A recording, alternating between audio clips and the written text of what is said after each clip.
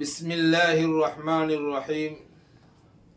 میرے محترم دوستو بزرگوں، وہ مسلمان جو دنیاوی علوم کے ماہر ہے، کوئی ڈاکٹر ہے، کوئی انجینئر ہے، کوئی پائلٹ ہے، کوئی وکیل ہے، کوئی ملک لیول کسی بڑی کمپنی کا مینیجر ہے، لیکن اسلام اور شریعت کے علوم سے ناواقف ہے، قرآن کے محاسن اور معارف سے ناواقف ہے اور دنیا کے رنگ میں رنگ چکے ہیں۔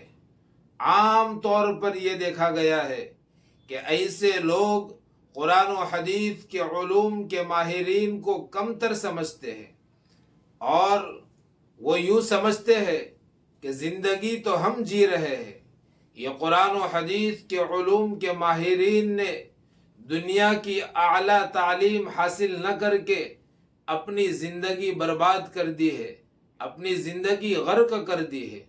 ایسی سوچ رکھنے والوں کو میرا یہ پیغام ہے کہ اس غلط فہمی میں ہرگز نہ رہے۔